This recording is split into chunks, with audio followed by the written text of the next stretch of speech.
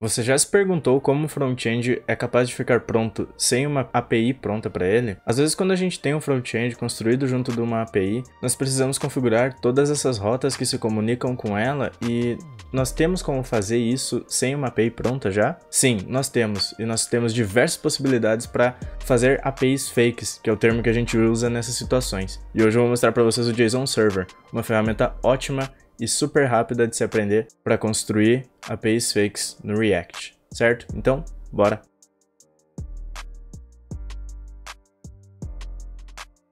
Fala galera, beleza? Eu me chamo Niel, sejam bem-vindos a mais um vídeo. E hoje estou trazendo para vocês um vídeo de como fazer APIs fakes com JSON Server na playlist Tips and Tricks, onde eu vou buscar trazer dicas para vocês e técnicas de como melhorar o seu desenvolvimento com front-end e outras tecnologias também.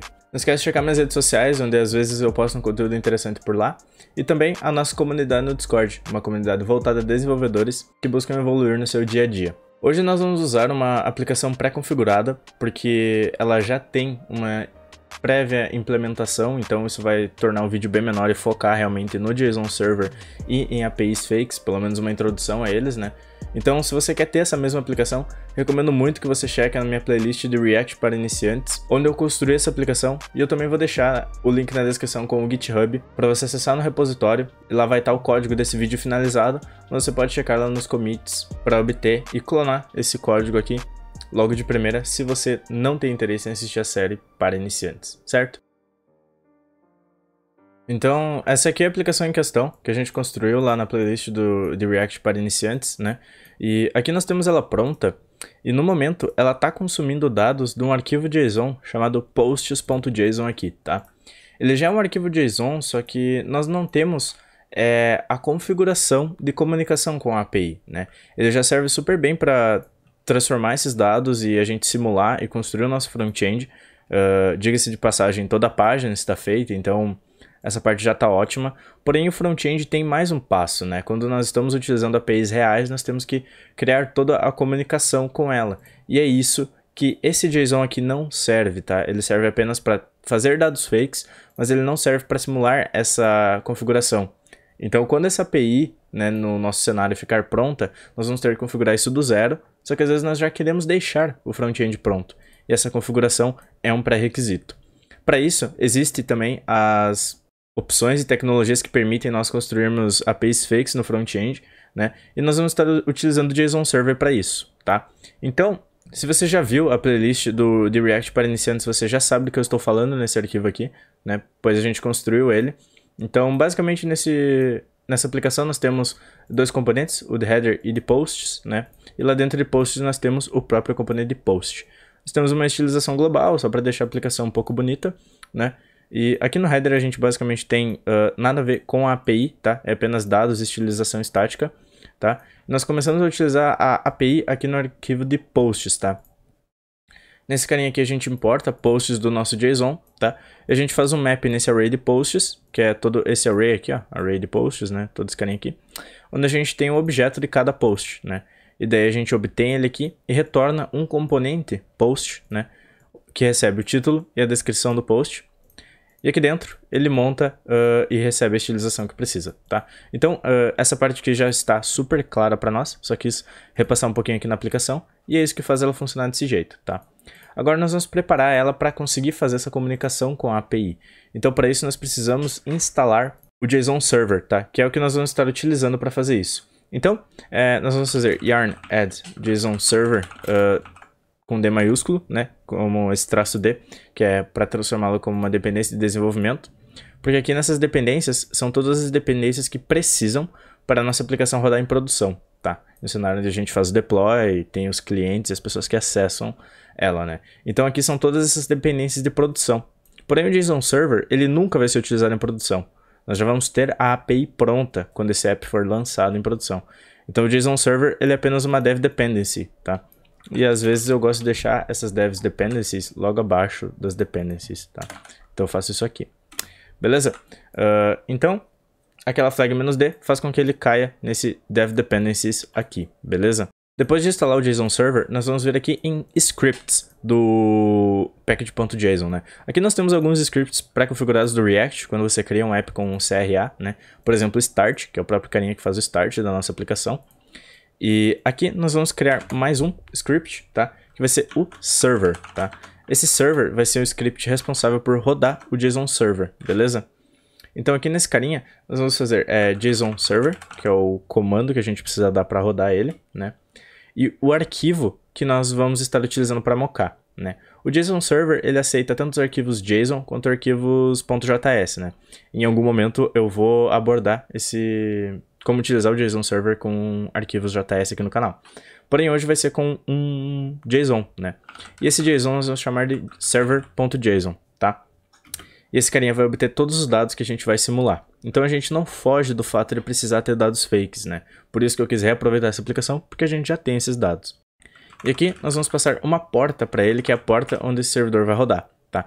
Eu costumo passar 3333, que é o padrão das aplicações Node, né? Então, supondo que a sua API já seja configurada com Node, geralmente ela vai utilizar essa porta. Ou se ela tiver alguma porta diferente, por exemplo, a sua API não necessariamente está pronta, mas ela já está passando no processo de desenvolvimento. Então, certos dados a gente já sabe, como a porta, por exemplo, que ela vai rodar quando ela estiver disponível, certo? Então, essas coisas a gente já pode partir para a configuração a partir de agora, né? Além disso, tem uma flag que eu vou passar aqui, que é a "-w", tá? Que é para fazer um watch, tá? O JSON Server, assim como aplicações de Node, a gente precisa ficar reiniciando cada vez que algo altera no seu arquivo, né? Então esse "-watch aqui, ele fica observando o arquivo e sempre que há uma alteração, ele reinicia o servidor para que a gente não tenha problema quanto a isso, beleza? Agora eu vou trazer esse arquivo posts.json aqui para fora da pasta source, tá? Porque ele fica aqui fora, e eu vou renomear ele para server.json, tá? Porque é geralmente esse o padrão que a gente utiliza, certo? Além disso, a gente não precisa mudar mais nada aqui, tá? Nós vamos acessar a rede posts, etc. ainda, então não necessariamente de uma maneira estática, mas vocês já vão ver como que vai ser isto, beleza? E aqui a gente pode salvar o nosso package.json e dá para nós testarmos fazendo um yarn server, tá? E aqui a gente já vê que ele iniciou o JSON Server, rodou o nosso comando, tá? Ele carregou o arquivo server.json e ele disse aqui, ó, que a gente tem alguns recursos, que são as rotas que ele detectou, tá? As rotas já vêm por padrão aqui dentro do objeto maior do JSON, né? Então cada carinha desse aqui é uma rota. Então a gente tem a rota _posts. Se a gente tivesse algo aqui embaixo, ó, a gente teria também, colocar aqui rota exemplo, tá? E colocar um objeto, um array vazio para ela.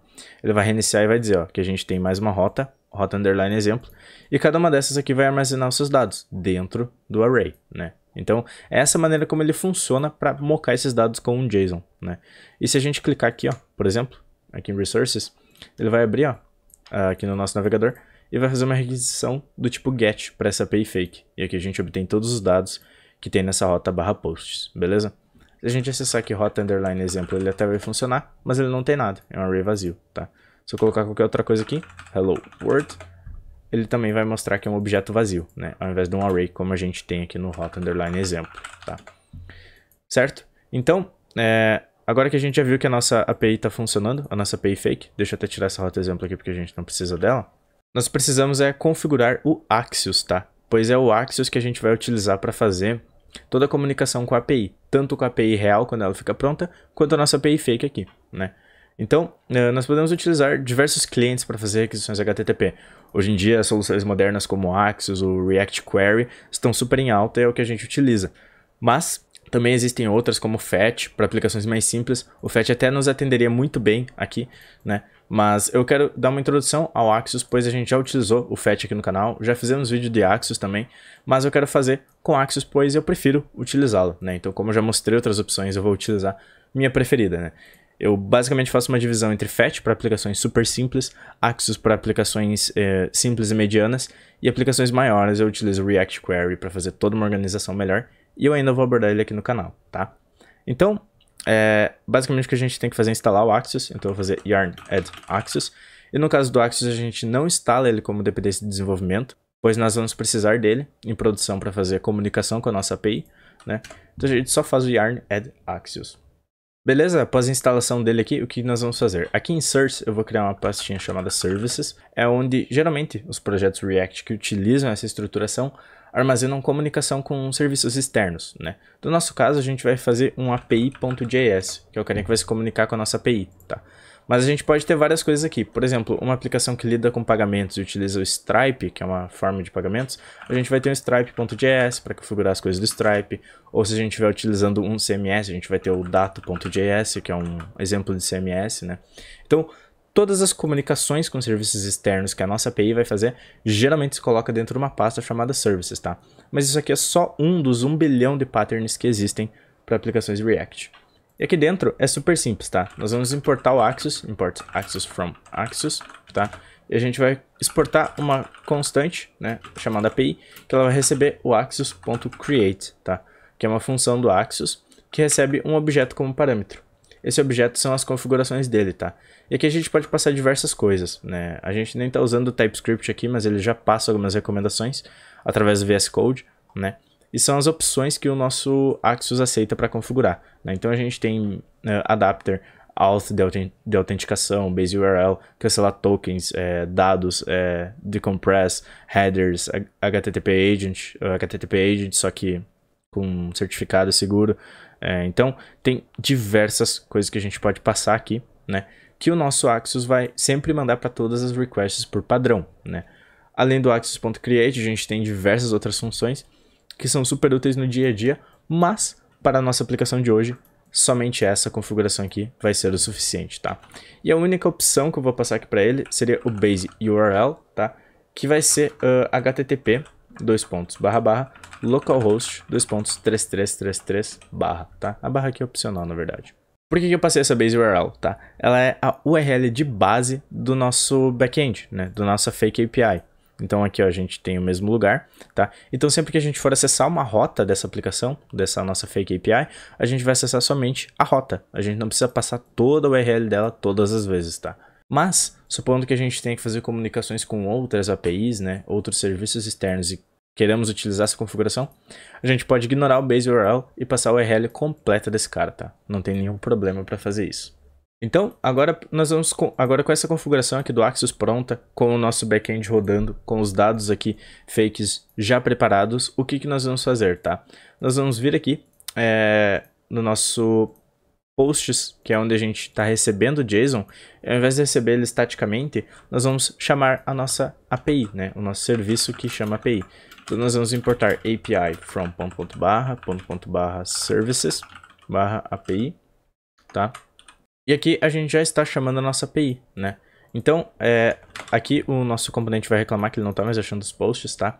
Mas nós vamos gerenciar agora os posts com estado, tá? Então nós vamos ter uma const posts e set posts, que a gente recebe do use state, e ele vai ser inicialmente um array vazio, pois a gente não tem nada, né, inicialmente. Vou importar o use state aqui, colocar ele aqui em cima, e depois de fazer isso, eu vou fazer um use effect aqui, tá? Que vai rodar no momento que a nossa aplicação começar, né? No momento que esse componente for renderizado, a gente vai fazer esse use effect. E aqui dentro dele, eu quero chamar a API, né? O nosso arquivo de API. Então, se a gente clicar aqui em ponto, nós podemos ver diversas opções, tá? Apply, arguments, bind, call, color, defaults, delete. E aqui em delete, get, post, put, né? A gente já tem algumas opções padrões de requisições HTTP, né? Então aqui nós vamos fazer a get, que é a requisição padrão para se buscar dados, né? A gente quer buscar os posts para mostrar. E aqui nós vamos passar basicamente /posts, tá? Que é a rota onde a gente quer acessar. Aí, isso aqui retorna uma promise, né? E quando essa promise finalizar, ou seja, no ponto then da promise, nós vamos fazer uma função, tá? Nessa função aqui a gente recebe a response da promise. Eu quero fazer setar o posts como response.data, tá? Então, dentro dessa response que a gente obtém quando a nossa promise finaliza, a gente tem o data, que é todos os dados de posts, né? E nós também vamos fazer um console.log aqui do nosso response, tá? Para ver tudo que ele mostra através do Axios, né? E dessa forma aqui a gente já corrigiu, o nosso componente vai funcionar sem problema, tá? Só tem um detalhezinho aqui, tá? Que nós vamos ver agora quando eu atualizar a página, ó. que a gente vai ter que fazer para melhorar essa configuração, que às vezes o posts pode ser vazio, tá? Por exemplo aqui, ó, a nossa API ela está retornando com imediatez, né? Sempre que a gente acessa ela, nós obtemos os dados de forma imediata. E inicialmente, como nós vimos aqui, o nosso posts ele pode ser vazio, né? Ele pode ser um array vazio. Então, se houver posts, nós vamos fazer um map, tá? Então, se houver dados dentro de posts, nós vamos fazer um map desses dados e retornar o componente a partir de cada próprio que a gente recebeu, tá? Então, se a gente vir aqui, voltar aqui na nossa aplicação, tá tudo funcionando normalmente, tá? A gente conseguiu obter esses dados. Se eu olhar aqui no meu console, eu vou ver aqui, ó, que eu tenho o data, né, que eu fiz o console.log, e aqui o Axios nos informa diversas informações, né, como config das requests, né. Geralmente os headers são padrões, então tudo funciona certinho, tá? A gente só precisa mexer nisso aqui se for algo mais profundo, de uma comunicação com a API, né. Aqui retorna os dados em si, né, se a requisição foi com sucesso, ele retorna os dados aqui que a gente precisa. Os headers, claro, que estavam ali em config também, e a própria request que foi feito, né. Então a gente precisou acessar dentro de data para obter todo o array com os dados que a nossa API retornou. E assim, a nossa página voltou a funcionar normalmente, simulando uma API fake. Então, esse foi o vídeo a respeito de APIs fakes com o JSON Server. Foi bem introdutório em si, né? Eu apenas apresentei uma requisição GET feita no Axios, mas a gente pode manipular o JSON Server com requisições POST para criar dados, PUT para editar e delete para deletar, sem problema algum, né? E nós ainda vamos tratar esses assuntos utilizando o JSON Server aqui no canal. Só quis dar uma introdução a APIs fakes aqui para vocês, mas nós ainda vamos estar fazendo essa configuração, certo? Um dos próximos vídeos vai ser sobre nós conseguindo fazer toda essa modificação no JSON Server, né? E nós vamos provavelmente preparar essa mesma aplicação para aceitar a edição e criação de dados, então vai ser um vídeo super completo sobre como criar um CRUD e ainda simular ele sem o backend, utilizando a nossa API fake, certo? Muito obrigado a todos que assistiram esse vídeo até aqui.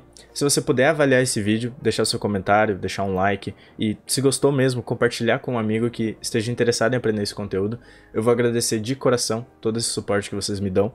Não esquece de checar a comunidade no Discord se você ainda não é um membro, recomendo demais você acessar por lá, porque assim a gente pode se ajudar a evoluir juntos. E eu te aguardo no próximo vídeo. Muitíssimo obrigado de novo e até mais. Valeu!